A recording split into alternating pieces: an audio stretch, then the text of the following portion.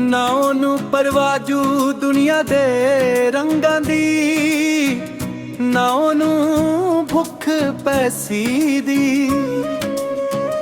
ਜਦੀ ਗਲੀ ਲੰਘੇ ਤਾਂ ਵਤ ਵੀ ਥੰਮ ਜਾਵੇ, ਖੁਸ਼ਬੂ ਦੀ ਗੱਲਾਂ ਦੇ ਵਿੱਚ ਰਹਿ ਜਾਵੇ।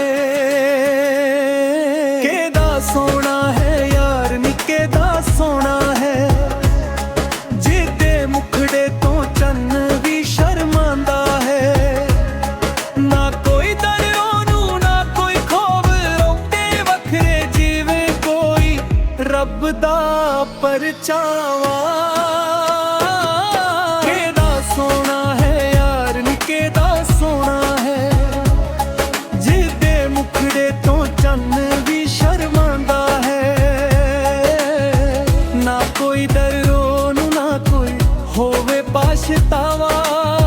ਰੰਗ ਉਹਦੇ ਵੱਖਰੇ ਜਿਵੇਂ ਕੋਈ ਰੱਬ ਦਾ ਪਰਛਾਵਾਂ।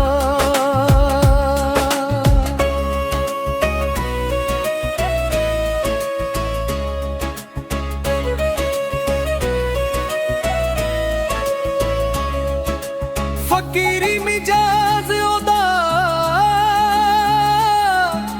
ਦਿਲ ਦਰਿਆ ਤੋਂ ਵੱਧ ਕੇ ਤੁਰਦਾ ਏ ਨਿਸ਼ਾਨਾ ਉਹ ਹਰ ਇੱਕ ਦਿਲ 'ਚ ਕੱਢ ਕੇ।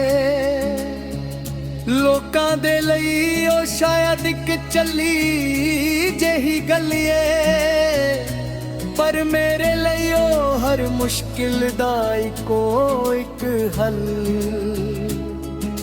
ਨਾ ਕੱਚ ਦਾ ਨਾ ਪੱਥਰ ਦਾ, ਉਹ ਤਾਂ ਬਣਿਆ ਹੋਇਆ ਮਿੱਟੀ ਤੇ ਸਬਰ ਦਾ।